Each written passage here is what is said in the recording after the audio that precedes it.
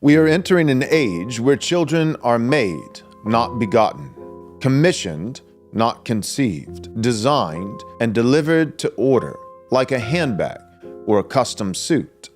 These children's stories don't begin with a sperm and an egg, but with a signature and a lawyer. And in the eyes of our culture, this is not a tragedy, it's viewed as progress. Across the West, surrogacy is sold as compassion, an act of love for the infertile.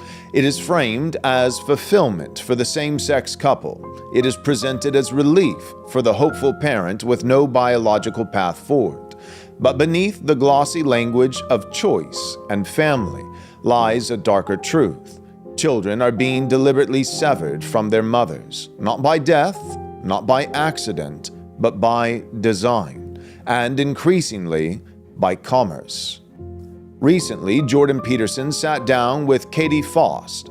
It should have been another routine exchange, thoughtful, careful, reasonable, but it wasn't. Faust confronted Peterson and, by extension, the moral schizophrenia of the modern right, a movement that claims to uphold the family even as it normalizes its destruction. Surrogacy is not simply a medical option. It is a moral crisis. It reorders the very foundations of parenthood, identity, and human dignity. A society that affirms this practice will not remain a society for long, because no nation can endure that builds itself on the backs of children who have been severed from the ones who bore them. This episode is brought to you by our premier sponsors, Armored Republic and Reese Fund, as well as our Patreon members and our faithful donors. You can join our Patreon by going to patreon.com/Right Response Ministries, or you can donate by going to rightresponseministries.com/donate. In today's episode, we begin by defining what surrogacy really is, where it came from, how it's accelerating, and why it matters more now than ever. Then we unpack the Peterson-Faust conversation and expose why surrogacy is not just a cultural debate. It's a test of whether we still believe in human order and dignity. So, let's begin.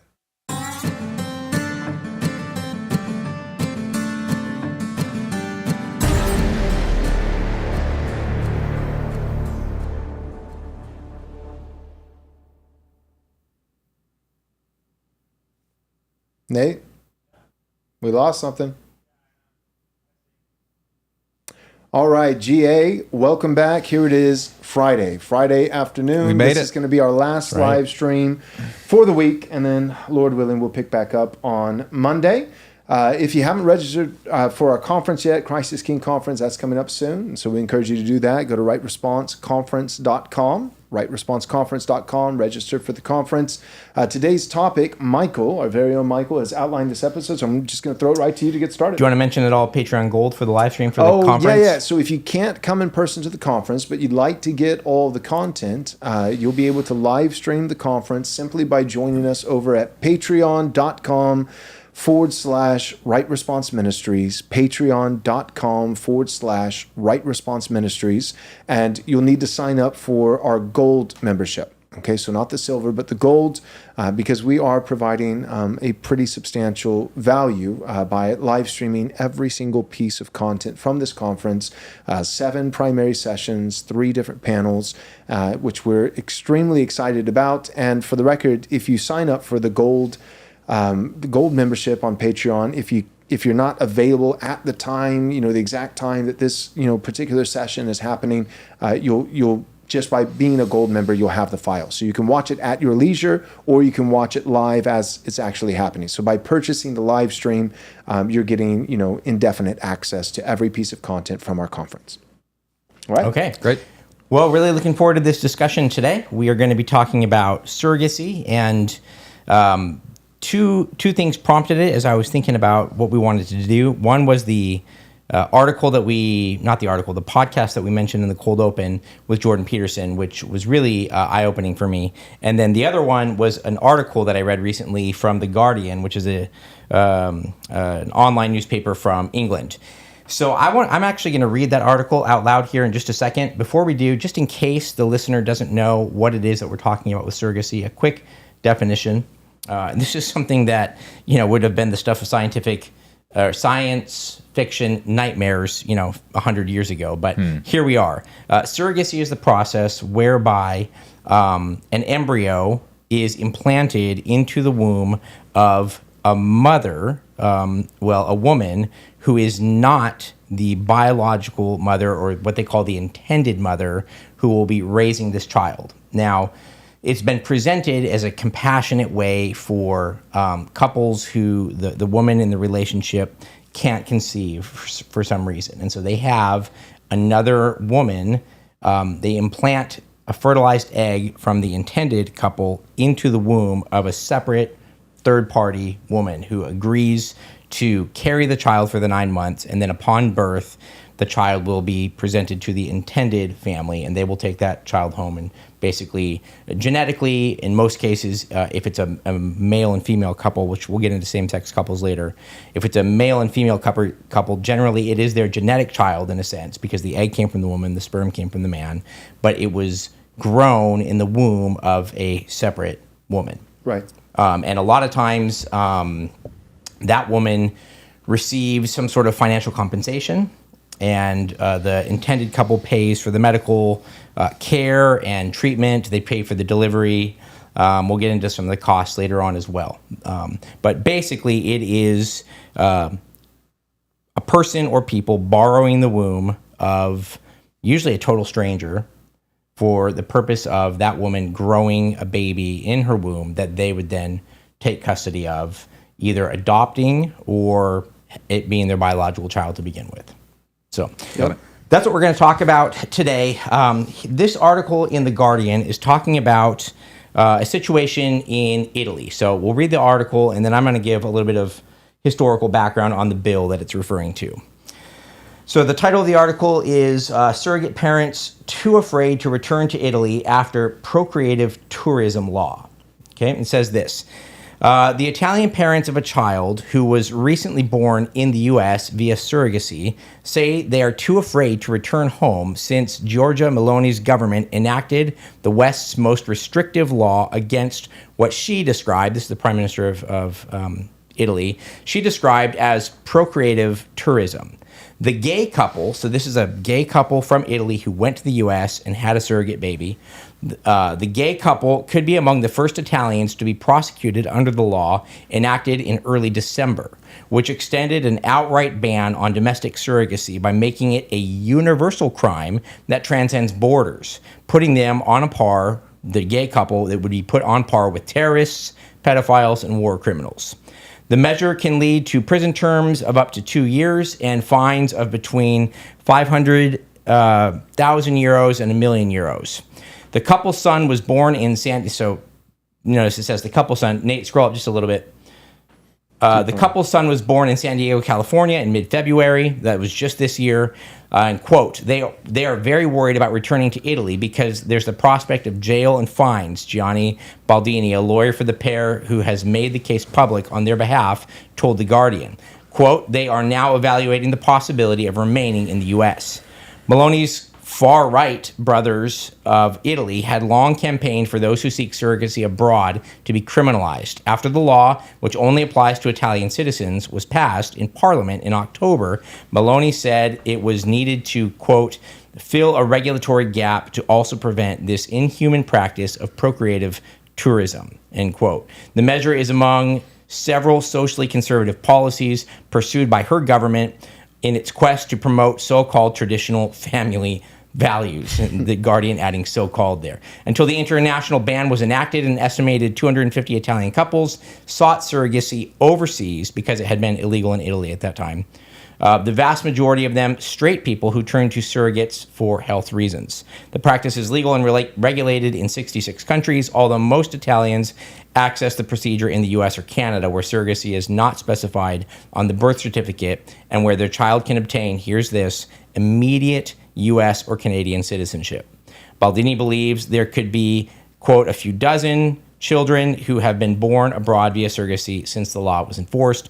We don't know how many couples are currently in this situation, but from cases I have assisted in the past, I do know that there are those who simply do not want to talk about it as they are afraid, he said. I think I'm not going to finish all of that. Nate, can you scroll down just to the bottom?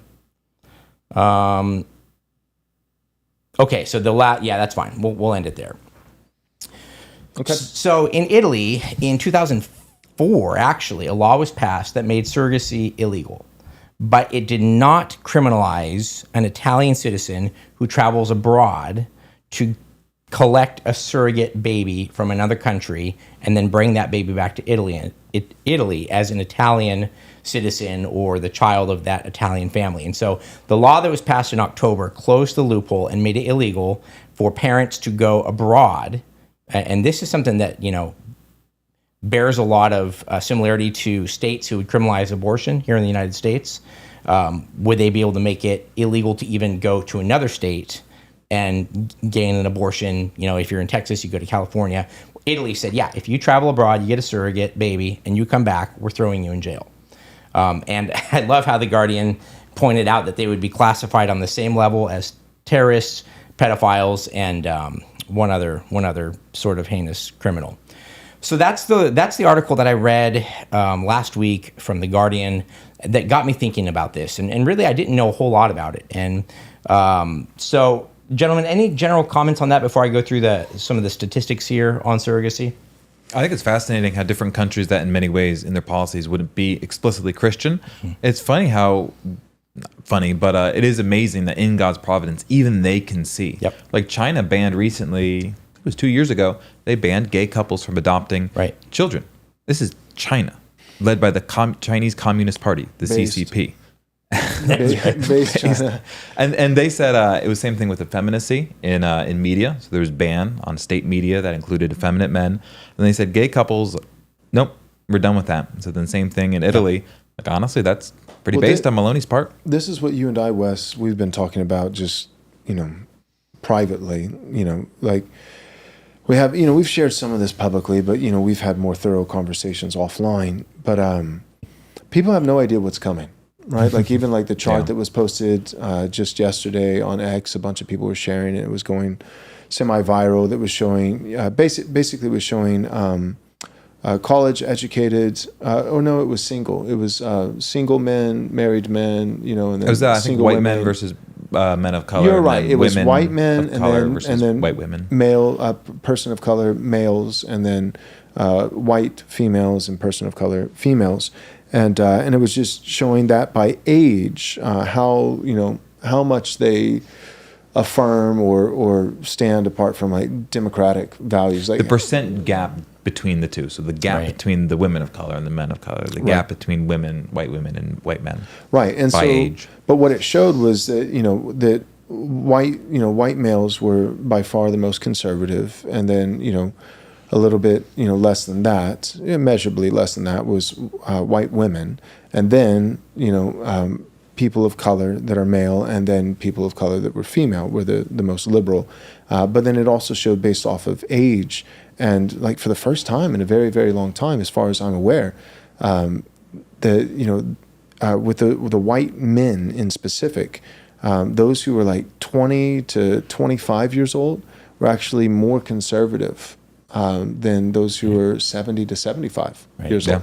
Like, and so what people aren't realizing is that a backlash is coming that I think would be hard to even put into words. I really don't think people understand what's coming just in the next 5 years, the next 10 years for sure, next 15 years.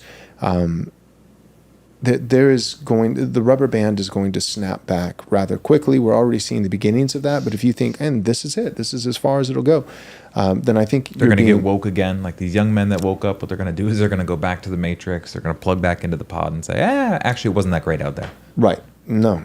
You're underestimating the raw energy and ability and ambition of young men, and as they're realizing, every day, by the thousands, red pilling and realizing that their own countries have turned against them, that they have been betrayed, and their futures have been sold out, and all these kinds of things, and they're red pilling on nationalism, they're red pilling on race, they're red pilling on all these different things. But my point is that because you brought up China, I think like a lot of Christians wrongfully assume that in order to move in a more conservative direction politically and culturally, that it requires a spiritual revival, that it's going to require a distinctly Christian revival, a bunch of people ultimately converting to Christianity. And we've pointed this out on the show before, that the decline that has been ongoing for decades now in America of Christianity has actually stopped and begun to even turn around, of which we're very, very grateful. But we don't think that it's particularly helpful. We actually do think that it's a pitfall of naivety to assume that any kind of cultural political move to the right, that it necessarily has to come by a widespread adoption of Christianity and Christian faith. That's not true. Pagans were conservative. Islam, Muslims are conservative. China, so China is a great example to say, like, okay, it's like the Chinese, it's not just the Chinese people, because certainly there are millions of Chinese people in underground Christian churches, and these kinds of things. But you're talking about the CCP, the Chinese, communist government, and they're not Christian, but even for them, they're like, this doesn't help China. It doesn't. China needs to have children. We need, the birth rate has to go up, and like this doesn't. And so you don't have to be Christian to come into some of these natural observations. And part of the reason why we address these topics, again and again and again, is because we want people to know that that Christianity actually does deal with these things, and we believe that it's true and it's the best foundation. So we're trying in many ways to persuade young men, especially, to say, you're trending right culturally and politically. Christianity can account for that better than any other ideology, any other religion on the planet, because young men are going to go. Nations, the world is going right wing, whether it's El Salvador, or whether like Chile, like all these different Hungary. The whole world is trending that direction, and it's going to happen much more quickly than we expect, especially as this younger generation of predominantly white men comes into age. And if Christians relinquish that space, then they're going to be far right wing regardless. They'll just be pagan right wing, or Muslim right wing, or atheist Darwinian right wing, or whatever. And we want to say, no, Christianity accounts for this the best. Christianity holds to all these virtues, but then also seasons it with grace. All the other worldviews that you have to choose from, there will be zero mercy, zero grace. It'll be rough. Yeah. And I'm hoping that with a topic like surrogacy, the rightward trend will deal with it. But I was thinking, like, why talk about this? I'm going to get to the numbers in just a minute. But can you imagine if, when abortion was being contemplated, some nations came out strongly and said, we know it's only like 1,000 a year. But actually, no, we're not doing this, period. And if you do this, and if you go to another country to do it, when you come back, you're going to our jail.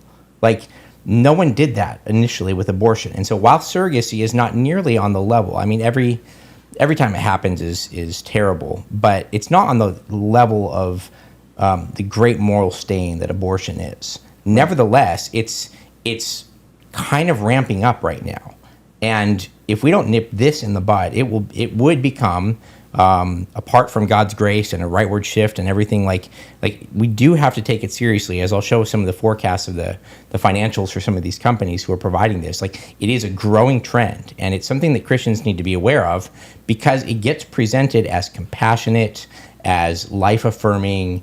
Even I could see Christians saying, well, this is part of, the Christian duty, because we're supposed to be fruitful and multiplying. What about a mother she's infertile and she can't have a baby? So we're actually helping her be fruitful and multiply. So I was going to say infertility is probably going to rise too. Yes. This is, Gen Z, they're children that have grown up. Yep. Hopefully the trend is reversing, but in a world of toxic dyes, a world of toxic clothing, Yep. a world of endocrine disruptors, and they're going to reach their years where they're looking forward to having a child, but they're going to realize, oh my goodness, I just am not going to be Yep. able to for one reason or another. Yep. And so to your predictions and the estimates of what's going to happen in the future, same thing, like fertility is going to keep going down.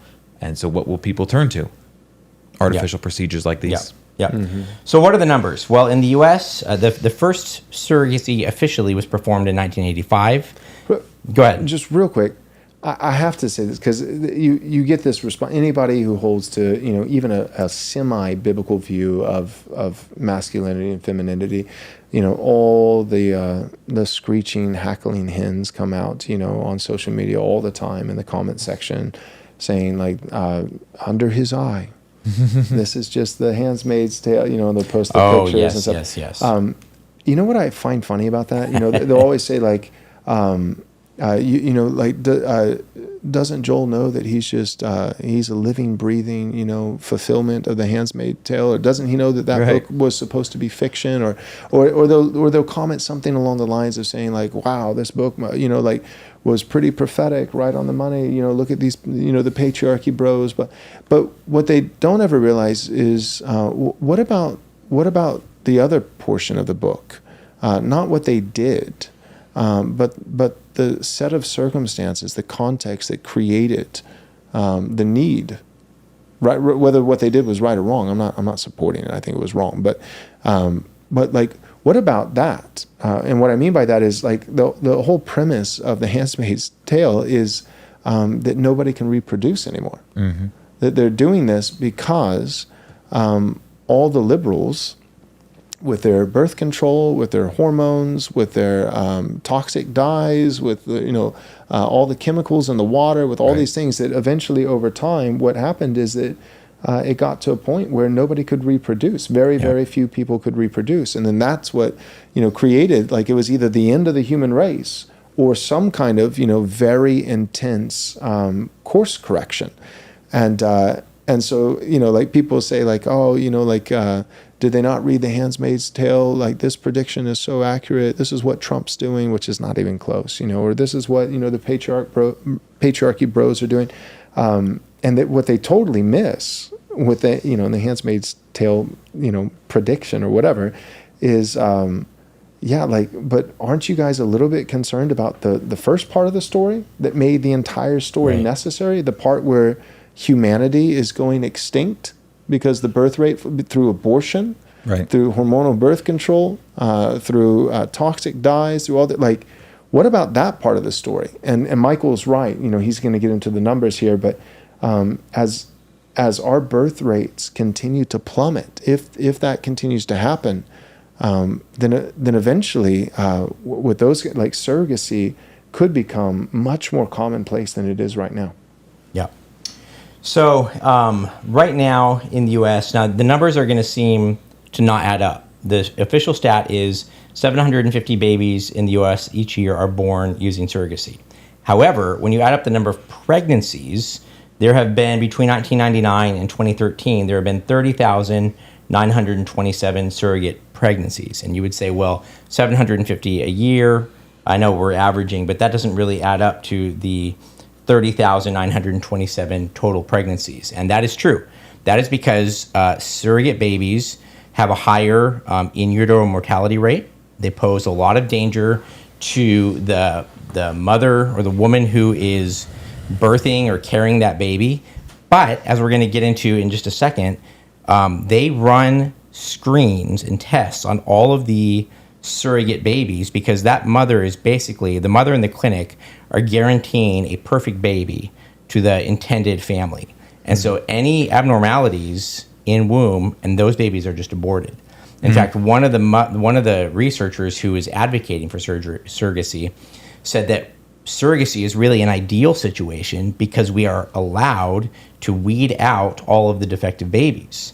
And so because that clinic has promised a perfect baby to that intended family, any sort of abnormality or chromosomal issue, which is going to happen, and we're talking about a woman who's carrying a non-DNA child in her womb, there are complications. And so while there are 750 per year, the number of attempted surrogacy pregnancies is quite a bit higher, and they either die naturally or they get aborted. It's not unthinkable, too, some of the far left Marxist literature, because when you break down all hierarchy, well, like a family has a hierarchy. Men aren't incapacitated for 9 months when they're pregnant. And so far left Marxists have said when you deconstruct the economy and you make everyone flat and equal, you would have to have literally full surrogacy, as in no family owns a child. So the ability to do this is actually factored into, and I mean, we're talking not like your grandma's a liberal who likes labor unions, but far left academic progressives have said, literally called for full surrogacy now. Every child should be born through the surrogacy process, distributed around the community, because that's the best way we can remove the family ties. That's the way we can make sure that love of father and love of homeland isn't passed down and we see Marxism fail in the future. Right. Nick, if you can put up quote number 1 on the screen. We need to go to... Says this. The best estimates from experts are that perhaps more than 300 agencies in the U.S. actively recruit women primarily to be gestational carriers. This is the basically just the walking womb. That is, to act as a surrogate for intended parents and carry a fetus to which the women bear no biological relation. There are 300 agencies in the U.S. who are actively recruiting women to serve this function. A years-long increase in demand has fueled what researchers sometimes call, quote, fertility tourism, end quote. For example, this just kills me. Wealthy Chinese parents often hope their children will receive the double benefit of guaranteed U.S. citizenship and access to the American school system by having their babies born here, not from a Chinese mother who comes here and delivers, but through an American surrogate mother, says Dr. Holly Caselli, chief of maternal fetal medicine at Rady Children's Specialists of San Diego. And so it's not just American women who can't conceive who are buying into this surrogacy and paying for the surrogacy. A lot of it, like we saw in the article from the beginning, are international couples with a lot of money, gay couples and straight couples, who are hiring American women to be basically just a womb for them. And it's calculated. They're not doing it just in some country like Romania. They're coming to the U.S. to do it because they want their child to have American citizenship. They want the child to be able to stay, learn English, benefit from the education system. All of these things are happening, and 300 of these clinics or institutions, whatever you want to call them, around the U.S. actively looking for women to volunteer their wombs. Wow. This has been really dangerous. I read several stories of women who have done this multiple times because they need the money. So they've had ectopic pregnancies or some sort of like extreme gestational diabetes where the woman herself has been sick the entire time. So it's really quite tragic. Let me go to one more quote from this, and then we'll hit the commercial break. Okay, Nate, can we go to quote number 2, please? All right, so second, embryos created via IVF. So this is the other thing, is all of these embryos that get implanted, they have to be created via IVF. They are commonly genetically tested, this is what I was mentioning earlier, for major chromosomal abnormalities through PGTA testing, and sometimes tested for inherited genetic diseases through PGD testing. Testing for genetic conditions is almost 3 times more common in these pregnancies as compared with non-IVF That's the type of surrogacy, IVF cycles. Selecting chromosomally normal embryos through PGTA testing or genetic screening eliminates one cause of spontaneous or elective abortion that conventional pregnancies cannot eliminate. As a result, GCs are less likely to have a medical abortion than pregnant mothers in conventional pregnancies. However, what they're not saying is all the embryos that are created in the petri dish that get tested, they're acting like it's only an abortion if it gets implanted in the woman's womb and then aborted. But all of those embryos, we covered this a couple weeks ago, that are tested are just discarded, right? Because they're not sufficiently healthy or genetically healthy enough. Okay. We're going to hit our first commercial break, and when we come back, we will hit a couple more of the numbers related to surrogacy. Our sponsor, Private Family Banking, wants to help you with one money move that'll implicate itself in multi-generational wealth building starting the first day. They help you to avoid taxation and to draw compound interest to your money. Now, if you're a high net worth individual, someone who has maybe even $10 million in net worth, then they can help you even more. W-2 workers, contract workers, business owners, it's all about cash flow and making tax-deferred gains on all your money for the rest of your life. Don't avoid this. It's a big move, but it's a great time to make it. Click the link below and you can get on Chuck DeLauterante's calendar and he'll go over your background and what you want to accomplish. And he's going to help model a program that exactly fits your needs. So go ahead and send an email to chuck@privatefamilybanking.com. Again, that's chuck@privatefamilybanking.com, or you can click the link below. Make a free discovery call now. Private Family Banking invites you to join their email list right now to enter into a drawing to win 2 free admission tickets to our Christ is King How to Defeat Trash World Conference that's taking place April 3rd, 4th, and 5th of the year of our Lord 2025. Now, you can enter to win by simply sending an email to banking@privatefamilybanking.com. Again, send an email to banking@privatefamilybanking.com with the subject line that says April ticket giveaway. Okay? Then provide simply your full name and your phone contact information, and you'll be entered into the contest to win not 1, but 2 free tickets for our conference. America is a country that was founded for the purpose of allowing Christians to do their duty before God and not to have their consciences ruled by the doctrines and commandments of men. Reese Fund exists in order to see the 10 Commandments properly applied, not just as a plaque on the wall, but to actually be used in business as though they're commandments from God that we're supposed to obey. Our goal is to find businesses and to buy them and to build them up. We want to find manufacturing businesses and use them to make sure that we can maintain our capacity to do things here. Reese Fund, Christian capital, boldly deployed. All right, welcome back. So we're talking about surrogacy and just the fact that it is rapidly increasing, not only in the U.S., but around the world, in spite of some countries seeing it for the problem that it is. There are 66 countries in the developed world or 66 countries in general, that do allow for it to happen. A couple things that people are going to ask. What is the percentage of same-sex couples that look to surrogacy? Well, about 40% of surrogate adoptions, if you want to call it that, are from same-sex couples. That's running statistics from Canada and the UK, where they actually track it. In the US, it's a little harder to tell because it's not regulated by the federal government, and so these agencies don't have to report who's adopting, but they estimate about the same amount. About 39% in the US are same-sex couples. You mean in our rush to follow the social contagion that we quickly allowed for a very unnatural type of union? Yes. And we have no reporting and no understanding, no guidelines to follow. And so now, children are being trafficked in yet another failing of Obergefell versus Hodges. Yep. That wouldn't happen, would it? It's crazy. No, surely not. Surely this is not a slippery slope, or was not a slippery slope from the beginning in the 1980s. Speaking of slippery slope, there is a venture capital firm out there trying to select for IQ in embryos. Like, how dystopian and terrible is that? Yeah. Like, you survived, yes, and 30 of your siblings did not make it because they weren't as smart as you. Yeah. What an awful, mechanical, sterile way to think about life. Yeah. Yeah.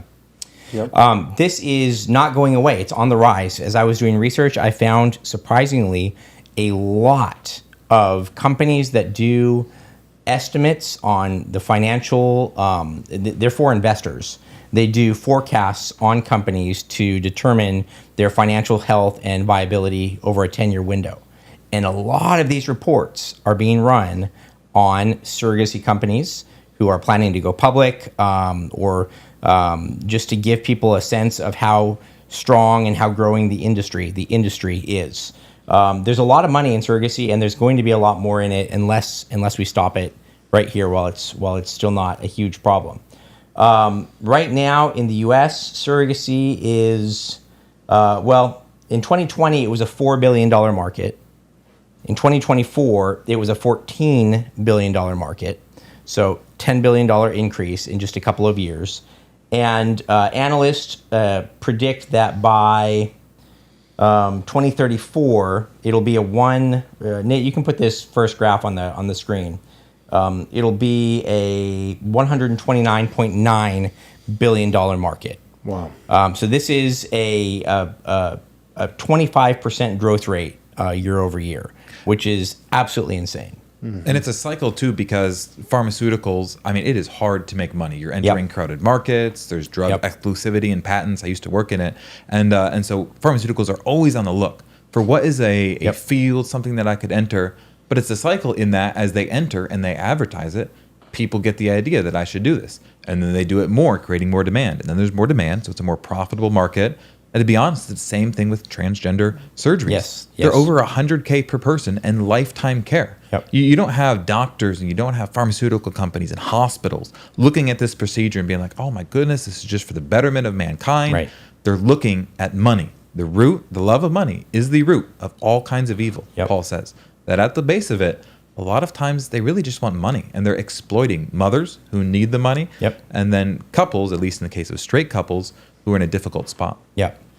These are not cheap either. So Nate, let's show graph number 2 here.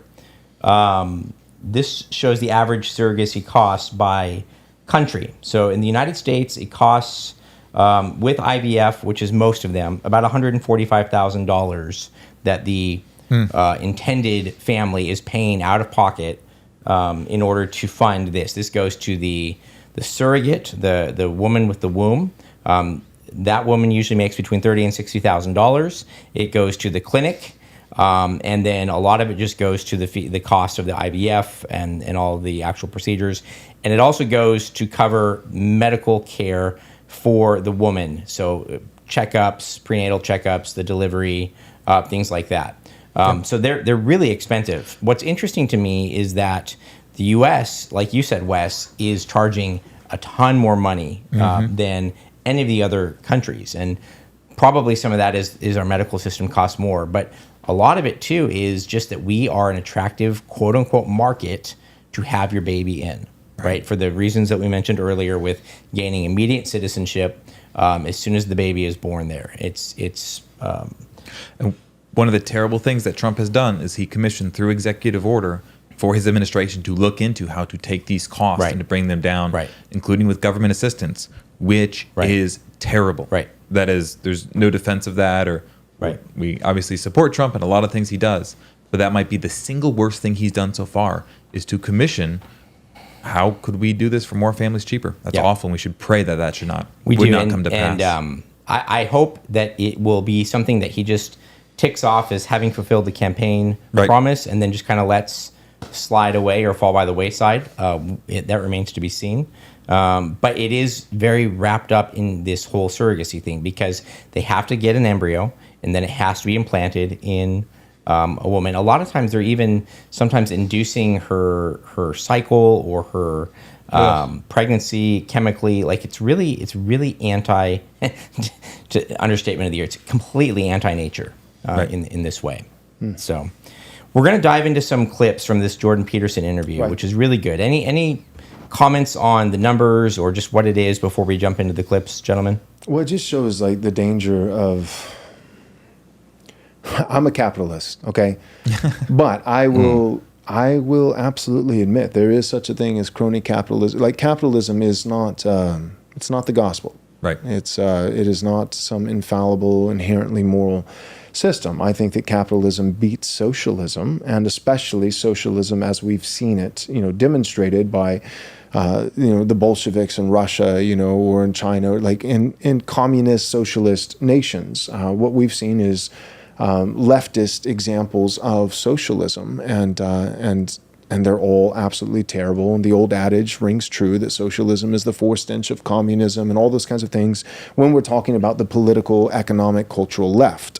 However, that said, we shouldn't pretend as though that simply by having a free market, that it's going to somehow right every single economic wrong. That's part of the problem with capitalism. This is why the state, it's funny, because like in 2020, it's like Lex Rex, Samuel Rutherford, and I agree with all those things. But it's just, there's a law above the king.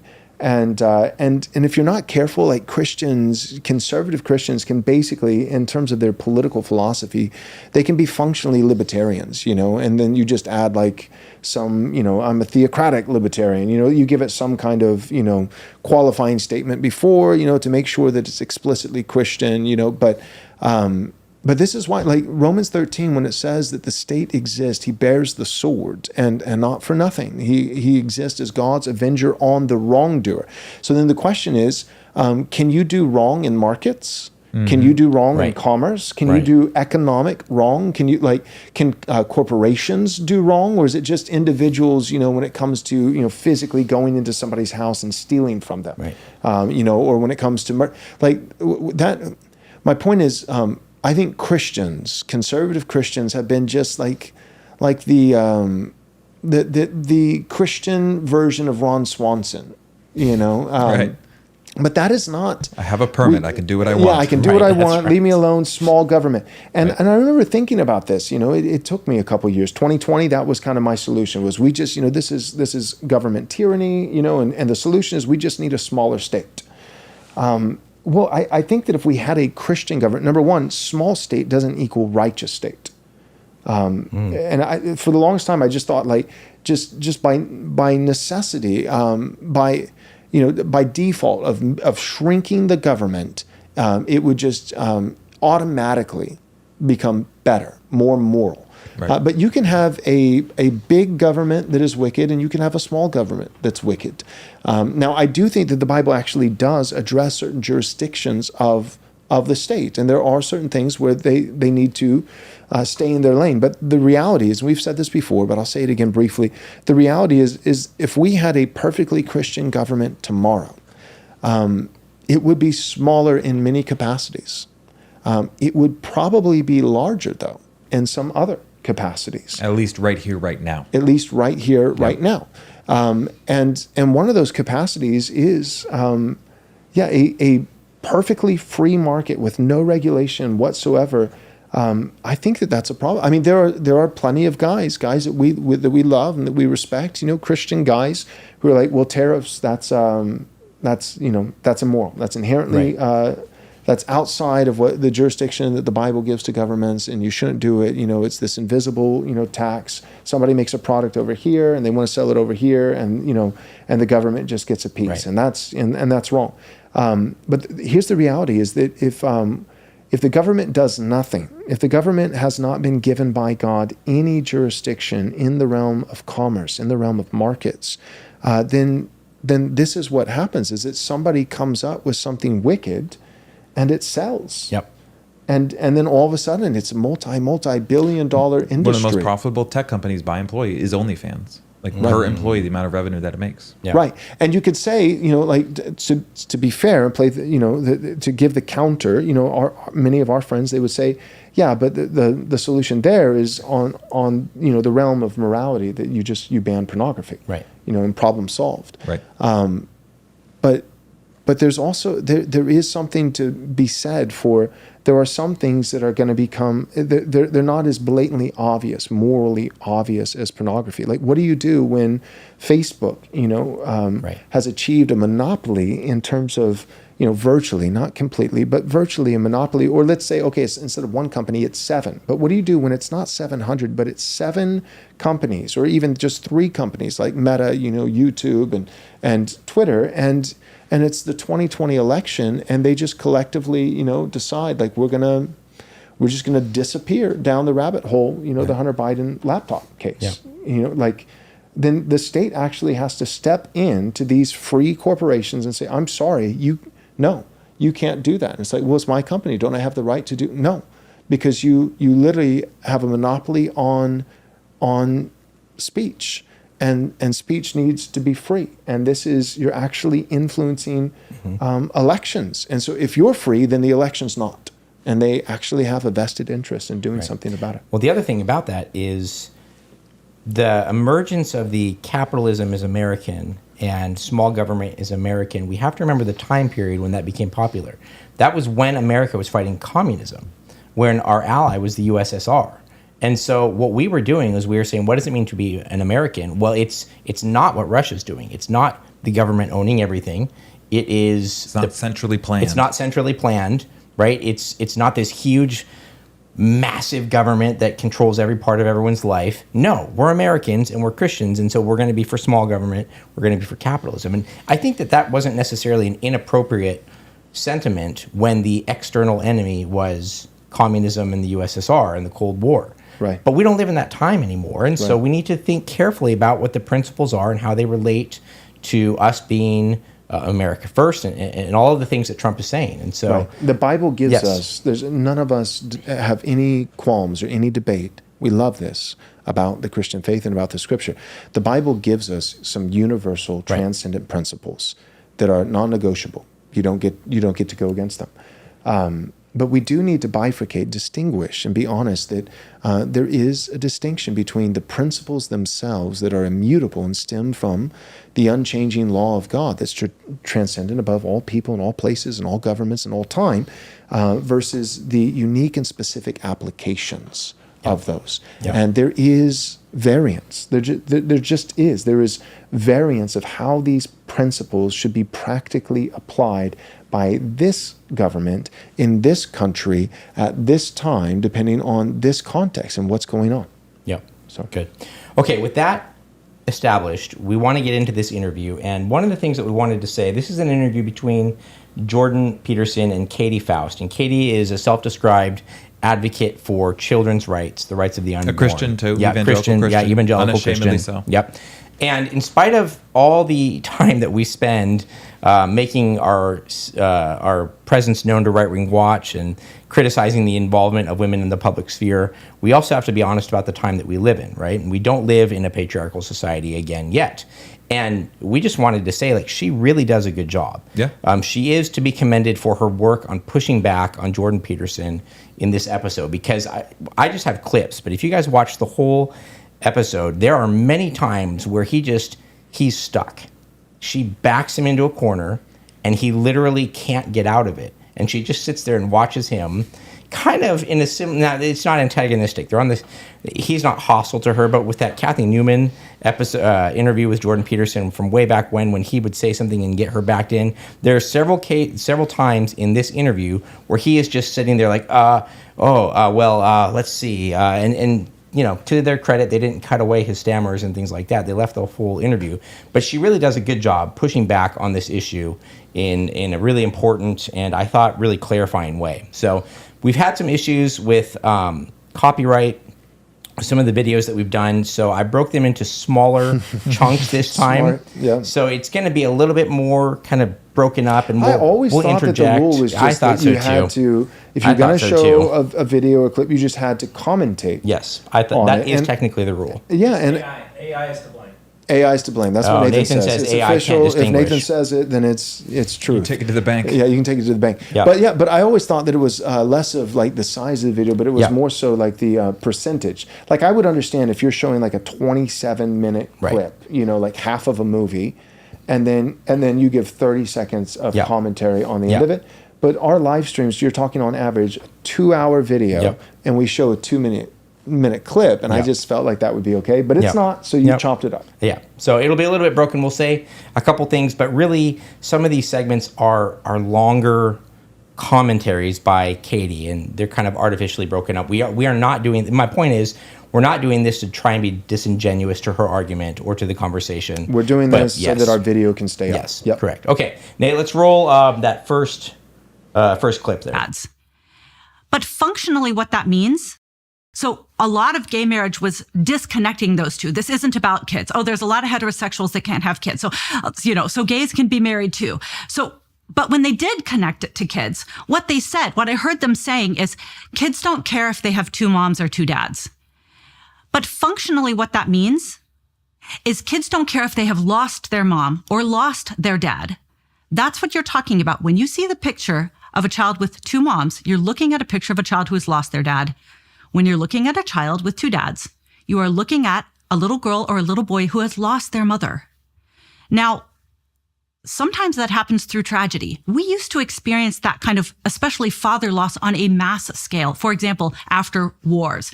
Before modern medicine, we used to experience mother loss at the time of birth.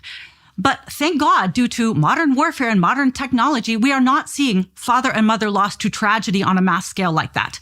What we are now seeing is mother and father loss intentionally, and now due to reproductive technologies, commercially. But we're not looking at it as tragic anymore. Now we're looking at it as a step of progress. Yeah. So she's laying some groundwork for what's going to come, where previously in history, the loss of a mother or a father was always because of tragedy. Right. And where she's going is she's going to make the case that now the loss of a mother or a father is because of convenience or It's fulfillment or commerce. And so she's saying, but it does stand, it's a good point as she lays her case that this is always, a child growing up without a mother or a father has always been conceived or perceived as a terrible situation, and one that a community needs to band around, one that would be brought on by war, by the death of the mother in childbirth, some horrible situation that leaves the children permanently altered from grief and from the lack of that bonding with either the mother or the father. Right. Yep. Okay, Nate, let's press on. Clip number 2. You should be a function of this. I remember the conversation you guys had where he said, I kind of feel like I'm at the end of what the maturation that I can achieve without having children, in essence, is how that conversation went. And that is true. Children do mature you in ways that other relationships and other demands do not. But children are not a function of your maturation. You should be a function of theirs. So I understand. So first of all, let me say Dave Rubin, incredibly talented, absolute champion of Western values, probably one of the most talented interviewers that I know of right now. And what he did to those children is 100% unjust. Unfortunately, he forced the smallest, the weakest, the most vulnerable to sacrifice for two grown men. And even though they can try to make up for it with freezers full of breast milk, nighttime nannies, and the mothers in their life, they have denied their children not just one mother, not just two mothers, but I would argue all three mothers, all three roles that a mother provides. So she's talking there about Dave Rubin. And if you don't know the backstory, Jordan Peterson toured with Dave Rubin, and they had a public podcast episode where they talked through the, I guess, nuances and moral intricacies of two men adopting a child through surrogacy and what that's going to do, and is it possible to raise functional, flourishing children? And Hosted on what platform? it was on the Daily Wire. Daily Wire. Yeah. So she is going after Jordan Peterson, and really, I wish there would be some men who would do this, who are just saying, you're wrong, and Dave Rubin was unjust. Like, this is an unjust and immoral thing that he and his so-called husband have done to these two boys in adopting them into surrogacy. And remember, a lot of your conservative champions, your Yes. Chris Rufos, Yes. your I think some guys in the Blaze like Glenn Beck and others, they were celebrating Dave when he came out. They So he came out, announced it. congratulations. They're like, we're so happy for You're you. gonna be such a Have great fun dad. not sleeping. What are we doing here? Yeah. Right. And that's not for the record, Western values that Dave Rubin champions, if those are Western values, I don't want any part of them. Right. Wes, you made a comment about the good point about maturation. Did you want to expand on that at all? Give me a little bit of a reminder. Well, it's okay. She says that while having children does mature a father and a mother, the purpose in the role is not, because Dave Rubin had said, I've reached the peak maturation as a human that I can achieve just in a same-sex relationship. And so she's saying that's actually not the function of child birth. It's not the purpose of children. Yes, it does happen. It It does happen. God uses Yes. the fact that I have 5 children, God has used that immensely to Yes. sanctify me. But Yes. that's not it's not what the kids can do for me. That's God right. is gracious, and so when God gives a blessing, he usually blesses everybody involved. Yes. That just speaks to the generosity and the heart of God and how rich his blessings really are. God gives a blessing, and it blesses in every direction. And so praise be to God. But the father-child relationship is not predominantly, what can the child do for me? How can it shape me? How can it improve me? It's what can I do sacrificially in giving my life for this child? That's right. Yeah. Go ahead. Yeah. That's pretty much That's pretty exactly much it. it, And it's just also a way of thinking too. There's a way of thinking of the world as fixed and kind of unchanging, that there's laws of nature that you just can't tamper with. Right. Carl Trueman talks about this in his book on the modern spirit. And then there's a way of thinking like, well, everything in the world is changeable. Like my dad was raised on formula instead of breastfed, because there was a period in the 70s and the 80s where they were like, well, why would we need to do it like that? That sounds kind of painful. That sounds inconvenient. Why not just take formula that has vegetable oil in it and feed that to a baby instead? I understand there's situations where it's impossible, but that's fundamentally a view of the world where it's like, yeah, we can mess with any of these systems Everything's and they'll work interchangeable. just as fine. We can tamper with this. We can make kids in a lab. Really, the sky's the limit. Versus the way I think for thousands of years humans looked at the world. This is how it is. These are how the rules set up. They're ordained by God. Right. God put them in place. But we actually don't have the freedom to just play around with them and see what happens and expect it all go well. Right. I've shared before. Everybody, at this point probably knows. I've shared it publicly, but I was adopted, and adoption is, it's a picture of the gospel. God adopts us as his children, by the Spirit, the Spirit which dwells within us. If you're a Christian, your body's a temple of the Holy Spirit. The Spirit dwells within you, and he affirms our adoption by crying out within us, Abba, Father. And so all these things are beautiful doctrines of the Scripture, the doctrine of adoption that's a picture of the gospel. But it's important to remember that that when it comes to physical, earthly adoption, it can be beautiful. It's redemptive, but the whole reason it exists is because of sin. That's right. Yep. Adoption only exists because there's orphans, and orphans only exist because of sin. Because someone either rejected you or somebody died, death entered the world by sin. So adoption only even exists in the human sense because of sin. Even our spiritual adoption, even that exists because we were once separated from God because of sin. And that's why he has to draw us and reconcile us to himself by grace at the cost of, the life of his own son who died on the cross for our sins. And so all that being said, applied to a physical temporal plane, when we're talking, biologically and physically, and the parent-child relationship, yes, like adoption is a picture of the gospel, and yes, it is redemptive. When it's done well, it is absolutely redemptive. It's better than the child just being an orphan. But we should still admit, even with adoption, it's not best. Right. It's the best that we can do given the circumstances that have been shattered by sin. Right. So it's good. I'm not saying that it's not good. It is good. And God blesses it. And I think it honors the Lord when it's done with wisdom and also with sacrifice. It's not just wisdom. It's wisdom, but it's also sacrifice and generosity and love and all these things. And when it's done well with prudence and with love, especially by Christians, then it is good. But the best would be that it didn't have to happen at all. And to pretend that, this gets into the larger conversations and things that we've been talking about in terms of nature and in terms of biology. The child who is adopted is perpetually at some level of disadvantage, having never known its biological father and mother. Mm-hmm. It is. Like you were saying, like your dad, he was breastfed because his generation, there was a psyop on all the Formula moms. fed. Or formula fed because there was a psyop that, breastfeeding was, inconvenient and it really didn't matter, and I was bottle fed, obviously, because I was adopted. And so, my adoptive mother was not able to breastfeed. But in all those things, it's like, no, like praise God for formula because some people can't breastfeed. Right.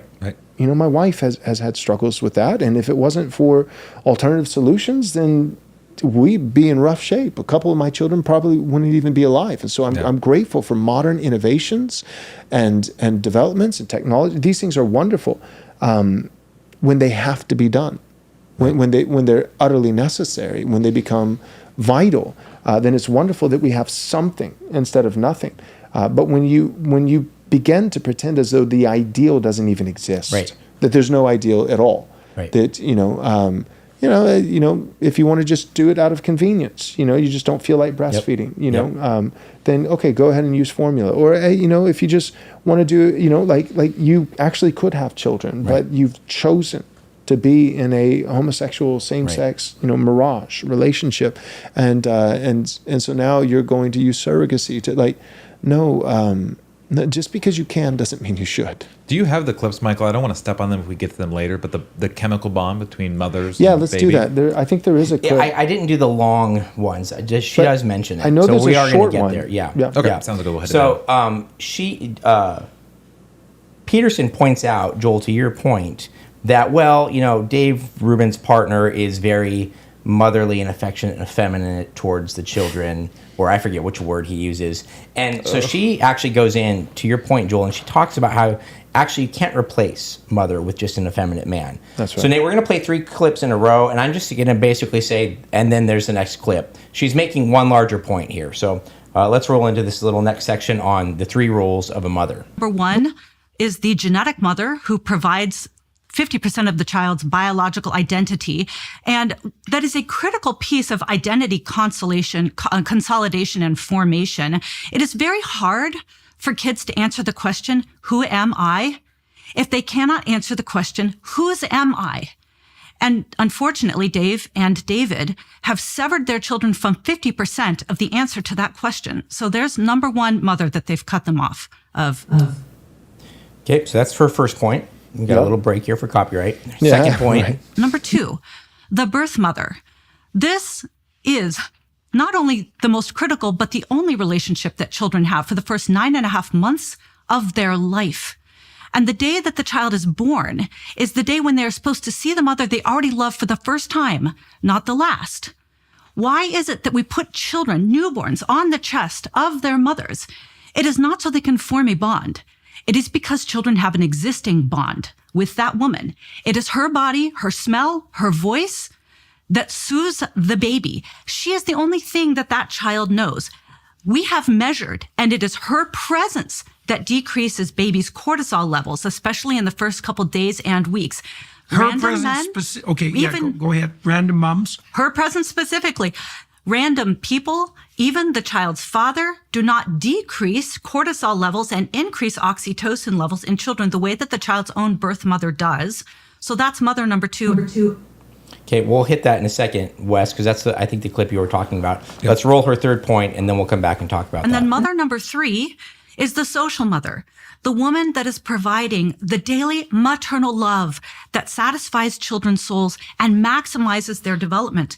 So what surrogacy does is it splices what should be one person, mother, into 3 purchasable and optional women: the genetic mother who provides the egg, the birth mother that gestates the child, and the social mother that provides all of that female distinct nurturing that will, in essence, lead the child to that place of balance, thriving, and independence later on in life.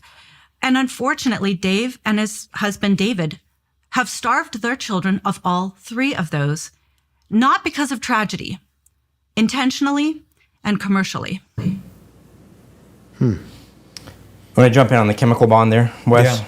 I mean, I can just say, and I probably speak for all 3 of us, this topic, when I see 2 men with a baby, fills me like nothing else with volcanic rage. Amen. because obviously I was there. We had our last child at home, and the baby comes out, and it's blind. Yep. It's traumatized, and it goes for mom. And it's just like that's the only thing it knows, and it clings so tightly, and it's held there in warmth. For gay men to purchase that so they could LARP and pretend, we're parents too. You need to hate that with a perfect hatred. Amen. To hate not just the idea. I hate the idea of surrogacy. The wicked people that do this, and the systems and so-called even conservatives that allow it to continue. So all that in the chemicals, she touched on it well. They touch on it later in the episode too. But the incredible bond between mother and child is that the mother's body, as the baby breastfeeds, actually takes in feedback from the baby, what the baby's lacking in nutrition, antibodies that it's lacking if it's fighting off a cold. There's even, she mentions in the episode, but if the baby's lacking in calcium, the mother's body will take it from her own bones and deliver it through the breast milk. Now, evolution didn't do that. God did that in a beautiful relationship. And so mother to baby, then for the mother, for one, it decreases her risk of postpartum. So every single surrogate woman that has been deprived of that child, you also subjected her to higher rates of suicide, worse rates of postpartum, more difficult recovery. There's also even pain. The pain of recovery is lessened through breastfeeding and bonding and oxytocin and everything like that. You are absolutely destroying, with a wrecking ball, a beautiful system for health, for vitality, for even later on in life. I mean, we've talked about things that happen before you give birth. How formative would those first weeks and months be? And so not just at a philosophical level, not just at an idea level, like, well, theoretically it should be best. No, practically, tangibly, biologically, that is the optimal way for it to be. The woman bearing the child of her husband and obviously its father. It's really well said, and I don't think I can add anything to that. So let's hit our second commercial break, and we'll come back and hit a few more clips. All right, the clock is running out. You need to go and register now for our Christ is King, How to Defeat Trash World Conference. It's happening the year of our Lord 2025, April 3rd, 4th, and 5th. That's a Thursday, Friday, and Saturday. And by God's grace, we're able to provide for you an all-star lineup. We've got Steve Dace, Calvin Robinson, Orrin McIntyre, Dr. Stephen Wolf, Eric Kahn, David Reese, Andrew Isker, John Harris, A.D. Robles, Dan Burkholder, Dusty Devers, Ben Garrett, C.J. Engel, and yours truly, Pastor Joel Webben. Come on out, join us April 3rd, 4th, and 5th, 2025, Thursday through a Saturday. Go to rightresponseconference.com to register today. Again, that's rightresponseconference.com. Listen, guys, you probably listen to Right Response Ministries because you take the dominion mandate offered to us in Scripture seriously. Well, unsurprisingly, so does Dominion Wealth Strategists. As the only distinctly reformed financial consulting firm, they help Calvinistic, covenantal, and confessional Christians to steward their resources faithfully in a way that actually aligns with God's Word. Dominion Wealth leverages all corners of the financial service industry as independent brokerage agents, matching you with suitable products and services from dozens of top industry providers. Their mission is to equip believers to secure their family's future and build a legacy that glorifies God by building holistic financial strategies that include budgeting, insurance, debt management, retirement planning, estate planning, and more. In order to make wealth Christian again with a portfolio that might even put King Solomon to shame, go and take dominion over your finances today by visiting www.reformed.money and book an introductory overview right now. All of Christ for all of life and all of finance for Christendom. All right, so we're going to jump into the next round of clips here, and she's going to talk about mother loss. Elsewhere in the episode, she does talk about the importance of fathers, but she's still trying to pin Jordan Peterson down on specifically gay men, quote unquote, adopting a child. And so she's going to talk about the results of depriving a child of his or her mother. And so don't take what she says to just be exclusively feminist and the mother's the only important. She speaks very highly of the importance of fathers in a child's life elsewhere in the episode. But here again, she's going after Jordan Peterson on this topic of Dave Rubin and Dave Rubin's supposed husband. And she's going to get into the idea of what leads to societal flourishing. And people who push for surrogacy are going to say there's no, and in fact, studies, quote unquote, have been done. She's going to get into them that purport to say that there's no difference in outcome for children who are raised through surrogacy or raised in gay households. And her whole point here is that is death to a society, right? This path is death to a society. It cannot be a path to stability, long-lasting permanence, or flourishing. So, Nate, let's go ahead and start rolling some of these clips, and we'll say one or two things in between them, and then maybe we'll save our longer comments for after we finish all of these. Policy decisions. And that, I will tell you, I can use the same metric and rubric, and I think this is great for personal decisions and policy decisions. And that one rubric is adults should sacrifice so kids don't have to.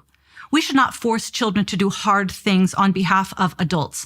And ultimately, any form of surrogacy is forcing children to sacrifice something so adults can have what they want. Nobody has a right to a child. Children have a right to their mother and father. Well said. Yeah. And she goes through, like I said in the episode, she unpacks actually the principles of natural law and explains how a child can have the right to parents, but adults do not have a right to children necessarily. Okay, she's going to build from there. Let's go on to the next clip here, Nate. The ways that you're talking about, the mother loss is so antithetical to our species, right?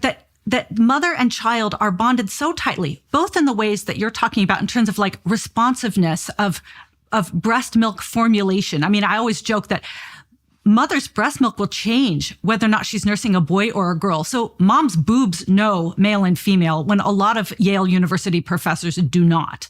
Okay. I mean, like mother-infant bond and reciprocity between the two of them is primal. I mean, that's really the only word that you can have for it. And so we don't have a lot of studies of mother loss in children because it goes against the grain of what it means to be human.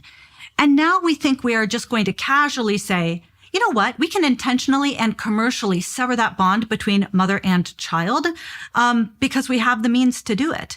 And who am I to say that a woman who's 35 that has the means, that desperately wants to be a mother, who is going to take home her own genetic child, who am I to say that she shouldn't do that? Well, I'm here to say, as best as I can, that I am representing the interest of that child. And the interest of that child is to not be intentionally separated from the only person they know the day that they are born. I love her fight for children. And I mean, obviously we talk about on the show a lot about women and being keepers at home and the gentle and quiet spirit that Peter says is beautiful in women. But praise God for in this moment, kind of like a Deborah, because at least the men that are speaking about it, they don't have the platforms, they're not writing the books, that she's up there saying, no, I'm going to fight for these kids. So, and in time, obviously we would hope this isn't a fight we have to fight at all. And Katie gets to enjoy her grandchildren. And I'm sure she will. Amen. But amen. People praise have to God understand. for her now. Amen. I'm glad you mentioned that. People need to understand the difference between having convictions and being an ideologue. It's like that. That's difficult, I think, for a lot of people because they have no category but the category of hypocrisy. They just don't know what to do with it. You know, so like, well, wait a second, aren't you patriarchal and you believe in, you're not a fan of universal suffrage and you think there should be household votes and all the kind of, I believe that. My wife believes that. And the two of us went together and both voted for Trump. That's right. It's like, well, how'd you do that? That's hypocritical. No, you're understanding place and time and you're working within the context that the Lord in his providence has currently placed you in. And there are some things that are objectively sin. Compromised to the level of sin. But there are other things that are not compromised. It's not hypocrisy, but it's shrewd. And it's working with a set of circumstances that you actually have. It's working within the context of viability. And so if you were maybe invited to meet with the most powerful man in the world, for instance, and strictly hypothetical. There are people that be there you disagree with, you wouldn't go because they're false teachers. Yeah, like if Trump invited you to come and tell him, the most powerful man in the world, how he could best legislate and advocate for the prospering of Christians. And you say, well, I'm not going to go because, You invited some other people there that I think have bad theology and they shouldn't be there. This is why I'll say this. This is why the Reformed can't have nice things. Yeah. Right. It's like the Reformed tradition. That's my conviction. The Reformed tradition. I am Reformed, but the Reformed camp. There's a difference between the Reformed tradition and the modern, current Reformed people. And it's a bummer, but like things like that happen, and you know what? Like guys with good theology who are in our broader camp, maybe it's a high likelihood. I'm hesitant to even say it, but like high likelihood that they may not even get that opportunity again, because why would Trump give that opportunity if the one time it's given, you have posts going viral that are mocking people that Trump has appointed and that Trump likes. Should Trump have appointed these people? No, we disagree with his faith advisor, but yeah, there's a way of saying, no, I have my convictions, and yet I'm also going to take this opportunity. I'm going to take the ingredients that God has providentially given to me, and I'm going to build as much as I can. I'm going to work with what we got. Yep. I'm going to get to work, and I'm not going to allow the perfect to be the enemy of the good. Joel, I think of all of your gifts and abilities, your ability to come up with hypotheticals that would never ever happen on the spot, absolutely top notch. Which for the listener, that did happen. Great guy, visited the White House. A lot of people gave him grief for it. One of our guys, a Reformed guy who loves the Lord and has a good political sense, got invited to the White House, and it's not a bunch of screeching leftists. It's the Reformed camp immediately comes out and is retweeting, and posts are going, semi-viral, giving him, rebuking him, publicly rebuking him. Some of the posts borderline mocking him, saying, and what's funny is, how could you be there because Paula White, and it's like, none of us agree with Paula White. Right. Of course we don't, and neither does the individual who was invited.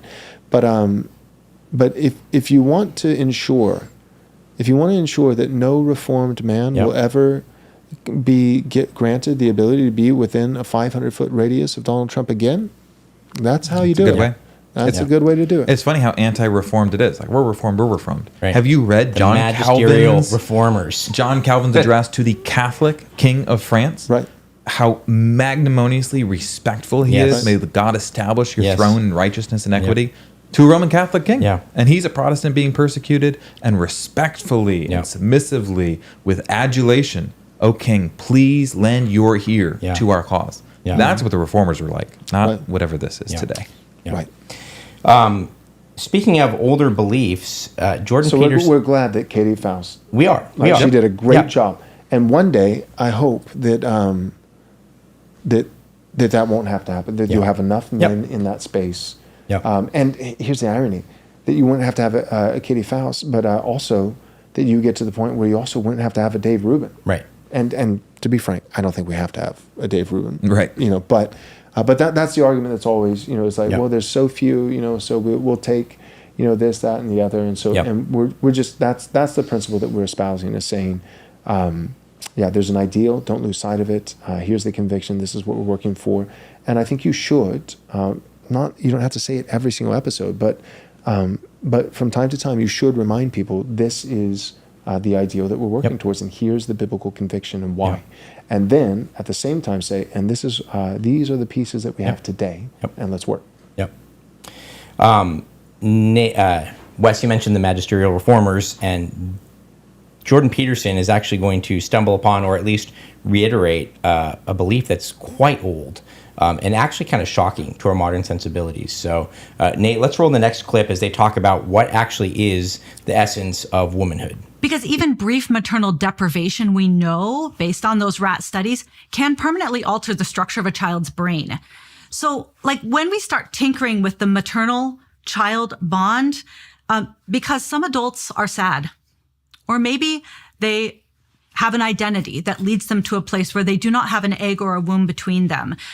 So then we're going to just bypass and ignore everything that we know about the nature of the human child and maternal deprivation and the harms that go along with maternal loss. Maybe also everything that we know about the mother. Like you described yourself earlier as an evangelical Christian, and I've spent a lot of time looking at the imagery of Mary, right? If you think Mary is the archetypal female, that you can make that case.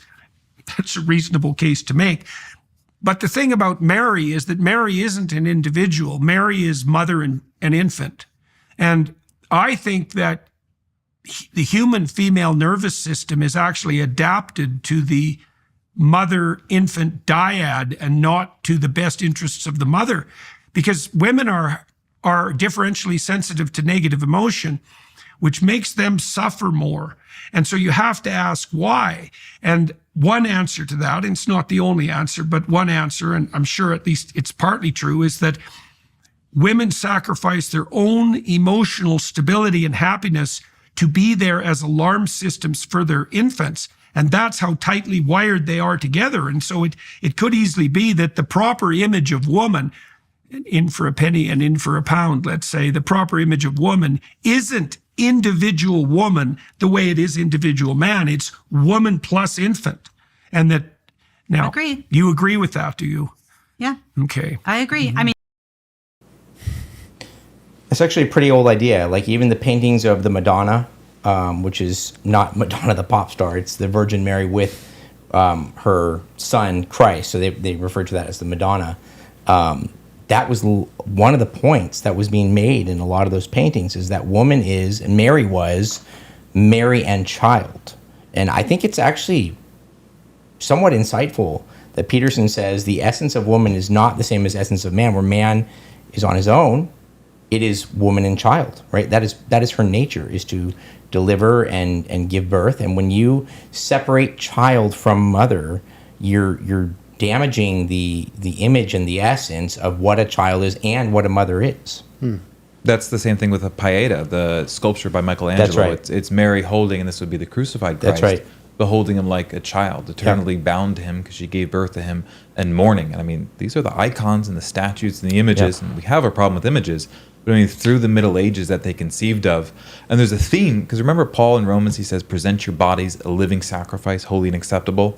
It's interesting because both woman and man will sacrifice their bodies. So the woman sacrifices it for one, it's for the service of her husband, be a helpmeet for him, and in the child. So she gives away her strength, her health, and her energy. It really is given to the child. She gets stretch marks and gains and loses weight and hormones. That child's vitality is coming at a direct cost to the mother's vitality. She's losing sleep. She's like, her whole body is changing. It's incredibly But then wearing. men, they lay down their lives for one, the ultimate, that would be security. Same thing. We have the paintings of that. What's the father holding back the serpent with his two sons there? So the man is the image of strength, but he sacrifices that too for physical protection and in providing. Like you look at any blue collar worker and you could say like, well, she gives up the right to her body in marriage and the right to her body in childbirth. It's like, no.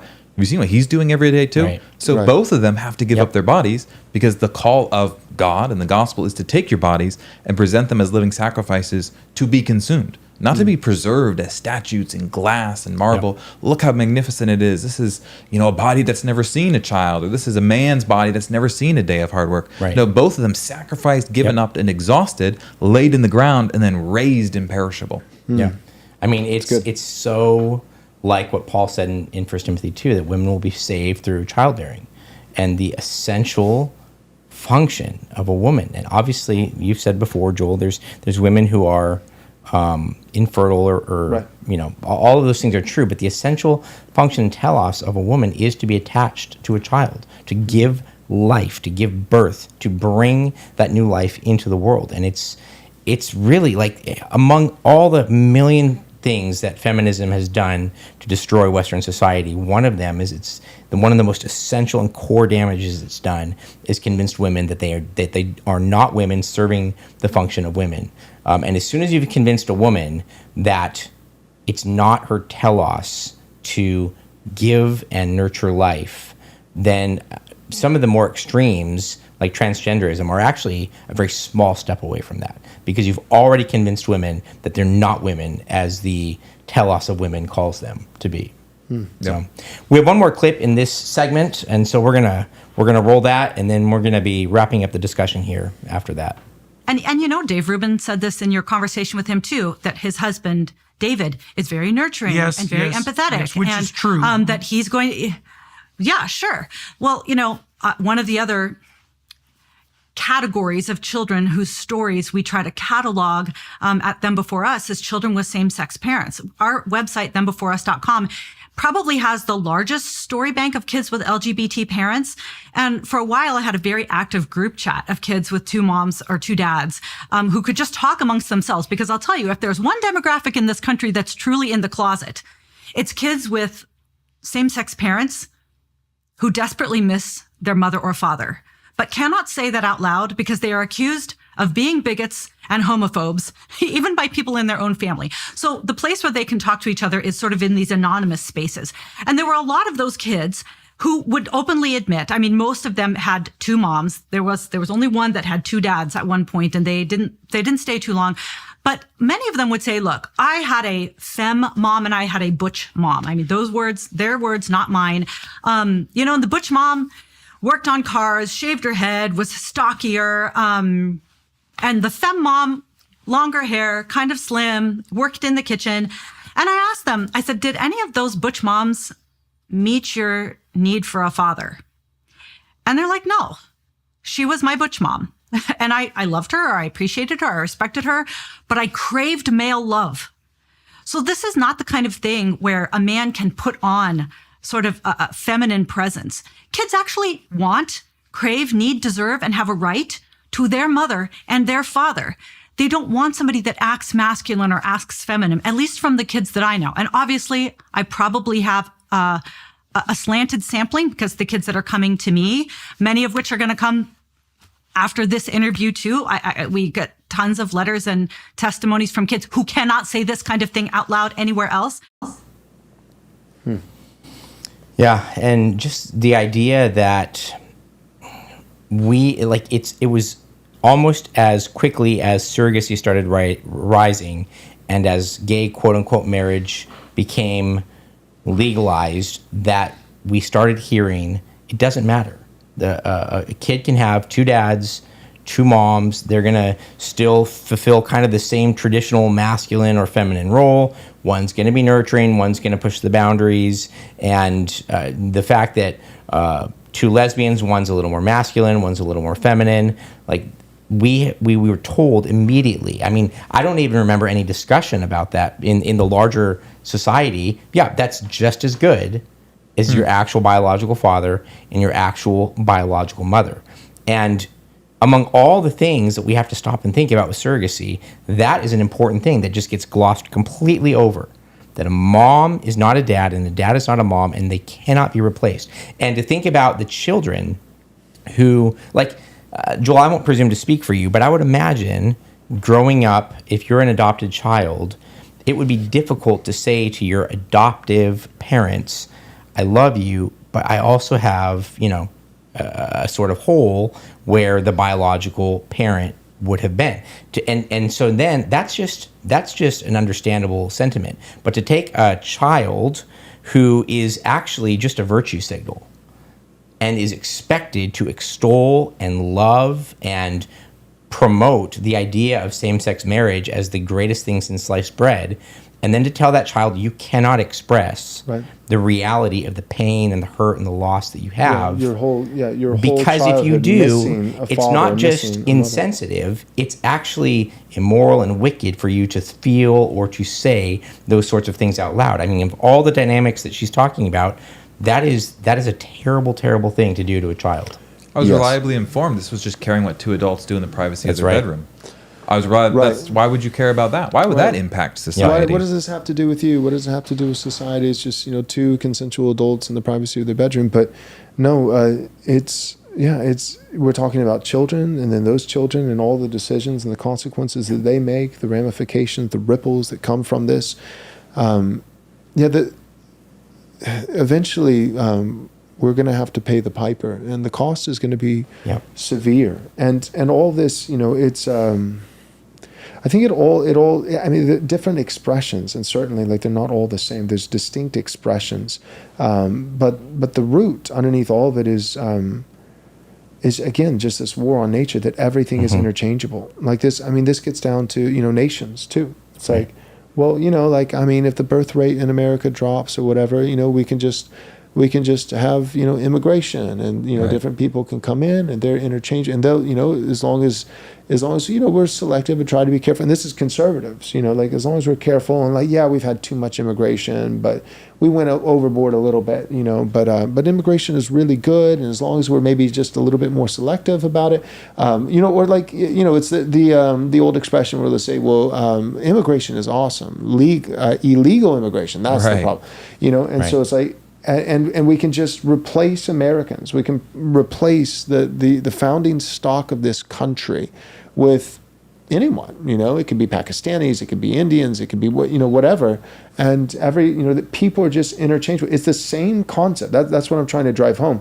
That you could just replace a mother with a second father. You could just replace a father with a second mother. You could replace the biological mother with an adoptive mother, and you could, you know, and you can replace an American with, you know, H-1B, you know, Indian. You can replace this. You can replace. We're talking about people. You can't replace people. You can't. And I've seen stories from adopted Chinese children that were in America. They said, I felt like I was not at home. Right. Like, Right. always lived there. Adopted, brought over their very whole young. life, they don't even You're speak American. Mandarin. And they're speak literally English. like, no, I feel like a deep aching of, like, this doesn't feel like home. I visited and gone back. I want to live there. I was taken robbed. away. Yeah. I was taken away. Yeah, and so yeah, people are not widgets. We are playing Mr. Potato Head Right. with everything. Yep. The thing about Mr. Potato Head is it renders absurdities, and you Right. laugh because it's a child's toy. Right. But we are rendering absurdities in real time, in real life. And we won't laugh. Yep. It, You it will will live not to be see funny. man-made horrors beyond your comprehension. Yep. That's what we're Yes. doing with technology. All these Yep. people are going to grow up one day, and they're going to be furious. And Well, that's the young men that already are supremely right-wing, because they've endured for the last 10 years being told there is nothing wrong with love is love and Right. nothing wrong with two men adopting a kid, and they Right. hate it, and they're about to burn the system down because they say it's disgusting. Right. yep, Yep. yeah, All right. We do have a couple super chats. None of them were really questions, but we still just want to acknowledge that Yeah, they came in, and, we and thank appreciate you. it. So BJJ wins again. Super chat $4.99. Thanks very much, BJJ. Very generous of you. He says, don't forget embryo attrition, the process where the vast majority of embryos die in the dish Yep. before implantation or testing or freezing. And yes, I think we mentioned Yeah, that we after addressed you that, uh-huh. made that comment. Yep. Yep. And Granddad Farms, thanks very much. Great to see you again. Always good to see you in the chat. Super chat $4.99. He just says GA. GA. It is a good afternoon. It's Friday. It's Friday. Yeah. Yep. Anything else to add, Joel? Yeah, just for the listener, like some of you guys, you may not be aware right now, but you might find out a little bit later. But just to let you know, we are aware that, and for the record, we've known that this is coming for quite some time. But accusers, we have been alerted that accusers of the brethren are doing what accusers of the brethren tend to do. Accuser's going to accuse, Joel. Accusers got to they got to accuse, and so we're coming up. We've even for our church, I didn't want to handle a lot of this publicly, at least not preemptively, but for our church, in the pastoral local context, we let people know that as we're coming up on our Christ is King conference, there are many enemies that we've made along the way that absolutely hate me, hate our ministry, want to see it destroyed, and so. Some of that has just now surfaced publicly online, and I have a full response, and I've actually had it prepared for quite a long time, and I'm not going to drop it. I'm just going to wait because I can. Because God is good, He's sovereign, He's reigning supreme over everything, and when my enemies say jump, no. So everyone who needs to know knows. Every member of our congregation has a full, thorough understanding, written, and has known. And eventually, the public, because there are many of you who are actually good faith followers, who appreciate this ministry, care about me, care about my family, are planning on coming to the conference, all these kinds of things. And so that's great. And so you deserve an answer. And so we will give a thorough public answer, but it's okay. I think a lot of times people, people just, they'll see, with cancel culture or whatever it may be, and they're like, oh my gosh, like, what are you going to do? Or, we gotta get together. We gotta, get a response right away. We gotta do this. And it's, you actually don't. You actually don't. You can rest in the grace of God, His forgiveness, His sovereignty, especially when it comes to things that are dug up from the past, things that have been dealt with, things that have been confessed, and things that have been forgiven. Our ministry applies all of Christ to all of life. We deal a lot with culture, with politics, with, surrogacy, things like, what we're talking about today. But first and foremost, we are a Christian ministry. And so one of the prerequisites for that is that we believe the gospel. And we don't just believe the gospel for others, but we believe it for ourselves. We believe that Christ took our sin, it was buried with Him, and nailed to the cross, atoned for in full. And so for those of you, again, who are faithful supporters, good faith listeners, have been in our court, been defending us from various attacks from you're anti-Semitic, you're misogynist, you're racist, all the ad nauseum usual kinds of attacks that are levied against us. We just want to say thank you so much. Thank you for following us, for supporting us, for giving towards this ministry, for your emails of encouragement, your prayers, all these things. We pray that it will continue. And for you deserve a response, and so you will get one. We'll probably put it out tomorrow morning. That's been our plan. I've talked to my elders, talked to my deacons, and they stood by me 100%. And in fact, they actually, in some sense, felt this more strongly than I did, insisted and said, yeah, as soon as, we know it's coming, and as soon as it comes, feel free to not do anything. Feel free to just relax. Michael's one of the elders at our church. He was like, no, you don't have to jump just because your enemies say jump. And so we will give a response, though, especially for those of you who are supporters and followers of this ministry. So if you've seen anything brewing online, there's my response for now. We're not going to do a video on it. This will be the last that you hear from us over the weekend. We'll come back with our regular schedule on Monday. For those of you who are new to the channel, it's Monday, Wednesday, and Friday at 3 p.m. Central Time. The live stream is 3 times a week.